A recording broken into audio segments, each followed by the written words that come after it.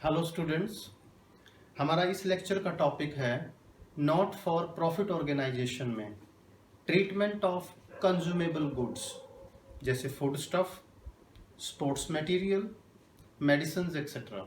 यानी जो भी हमारे पास मटेरियल आता है, अगर उसका कोई ओपनिंग या क्लोजिंग स्टॉक हो या उस मटेरियल से रिलेटेड कोई क्रेडिटर्स का बैलेंस हो या एडवांस पेमेंट हो, तो हमें क्या करना होगा, इन आइटम्स की एडजस्टमेंट करके cost of goods consumed calculate करना होगा और उसी कॉस्ट को हम इनकम एंड एक्सपेंडिचर के एक्सपेंडिचर साइड में ट्रांसफर करते हैं। तो इसके दो केसेस पॉसिबल हैं। देखिए, अब मैं क्या एग्जांपल लेकर चल रहा हूं बेटा।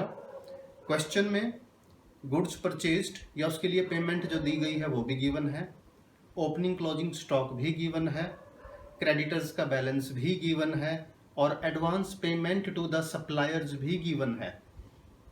इस केस में दो केस बनेंगे बेटा, ध्यान से देखिएगा। फर्स्ट केस है when purchase of material is given in the question, यानी यहीं से स्टार्टिंग गलत हो सकती है अगर आपने ध्यान नहीं दिया तो। यानी आपको देखना है कि जिस मटेरियल की हम कॉस्ट ऑफ कंजम्पशन कैलकुलेट करने जा रहे हैं उसका परचेज ऑफ मटेरियल गिवन है या क्वेश्चन में amount paid for material is given है। दोनों में फर्क है बेटा, परचेज और अमाउंट पेड में फर्क है। परचेज ऑफ मटेरियल जब गिवन हो तो इसका मतलब एडवांस पेमेंट और क्रेडिटर्स के बैलेंसेज इसमें एडजस्टेड हैं ऑलरेडी, तो क्रेडिटर्स और एडवांस पेमेंट के ट्रीटमेंट करने की जरूरत नहीं है अगर वो क्वेश्चन में दिए भी हों। लेकिन जब amount paid for material is given, ध्यान से देखें बेटा इस बात को, यही एक टेक्निकल पॉइंट है। जब amount paid for material is given in the question, उस केस में हमें क्रेडिटर्स के बैलेंस को भी प्लस माइनस करना पड़ेगा, advance payment to the suppliers for that material उसको भी प्लस माइनस करना पड़ेगा। चलिए हम केस 1 डिस्कस करेंगे। सबसे पहले केस 1 क्या है, when purchase of material is given in the question. Material कितना परचेज किया है वो गिवन है और साथ में हमें स्टॉक दे रखे हैं, opening close stocking closing stock, और साथ में क्रेडिटर्स और एडवांस पेमेंट वगैरह भी अगर गिवन है तो उनको इग्नोर करना है। तो फॉर्मूला देखिए क्या होगा, परचेजेस यानी परचेजेस ऑफ मटेरियल लिया हमने, इसमें ऐड करेंगे ओपनिंग स्टॉक, यानी ओपनिंग स्टॉक ऐड किया साल के शुरू में उस मटेरियल का जो स्टॉक है, क्लोजिंग स्टॉक साल के एंड में उस मटेरियल का जो स्टॉक होगा उसे लेस करेंगे और इस तरह से हमारे पास आ जाएगा मटेरियल कंज्यूम्ड, और जिसे हम दिखाएंगे debit side of income and expenditure account, यानी ये हमारा एक्सपेंडिचर हो गया। This is cost of material consumed. इस केस में बेटा अगर क्रेडिटर्स के और एडवांस पेमेंट टू सप्लायर्स के बैलेंस गिवन हो, उन्हें हम इग्नोर करेंगे while calculating cost of goods consumed. वो क्रेडिटर्स और एडवांस पेमेंट बैलेंस शीट्स में तो आएंगी, ओपनिंग और क्लोजिंग बैलेंस शीट में, लेकिन ये गुड्स कंज्यूम्ड की कॉस्ट कैलकुलेट करते टाइम उनको इग्नोर करेंगे क्योंकि उनकी एडजस्टमेंट ऑलरेडी हो चुकी है किसमें, परचेजेस में। दोबारा सुन लो बेटा इसको, जब परचेजेस गिवन हो तो हम सिर्फ ओपनिंग और क्लोजिंग स्टॉक को कंसिडर करेंगे। इसके साथ साथ अगर क्रेडिटर्स के बैलेंस दिए हैं या advance payment to suppliers given है उसको इग्नोर किया जाएगा कैलकुलेट करते टाइम।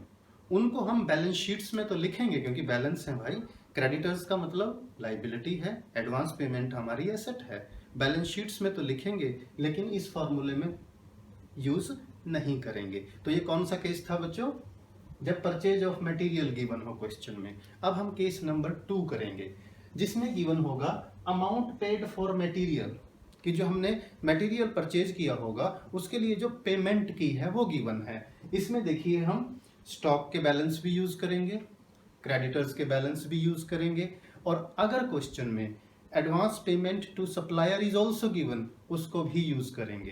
तो इस केस में देखिए फॉर्मूला थोड़ा सा बड़ा हो जाएगा, ध्यान देने की जरूरत है। अमाउंट पेड फॉर मटेरियल में क्या क्या प्लस माइनस करना है प्लीज सी। फर्स्ट चीज, opening stock will be added, creditors at the end will be added and advance payment at the beginning will be added. ध्यान से देख लीजिए बेटा इस पर। ओपनिंग स्टॉक क्यों ऐड किया, क्योंकि ये इस साल यूज किया, कंज्यूम किया होगा ना, साल के शुरू का है। क्रेडिटर्स एट द एंड क्योंकि ये करंट ईयर में क्रेडिटर अराइज हुए हैं।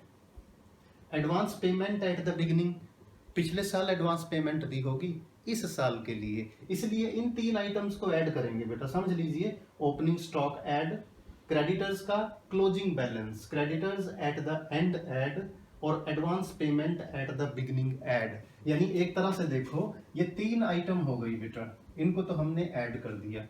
लेस करने वाली आइटम्स, इसका रिवर्स कर दो बेटा, याद करने के लिए थोड़ा सा माइंड में। ओपनिंग स्टॉक की जगह क्या आ जाएगा लेस में? Closing stock. Creditors at the end का क्या आ जाएगा? Creditors at the beginning.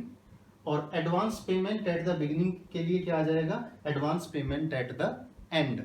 और इस तरह से हमारे पास आ जाएगा cost of material consumed, cost of material consumed, और जिसे दिखाएंगे हम इनकम एंड एक्सपेंडिचर अकाउंट के डेबिट साइड, यानी एक्सपेंडिचर साइड। तो इस फॉर्मूला को प्लीज दोबारा सुन लो। Amount paid for material given है, उसमें ओपनिंग स्टॉक, क्रेडिटर्स का एंड में जो बैलेंस है इस साल के, एडवांस पेमेंट का जो बिगनिंग का बैलेंस है, इनको ऐड करेंगे 3 आइटम्स को। और इसका जो रिवर्स होगा, closing stock, creditors at the beginning and advance payment at the and, इनको हम लेस करेंगे। और इस तरह से हमारे पास आ जाएगा कॉस्ट ऑफ मटेरियल कंज्यूम्ड।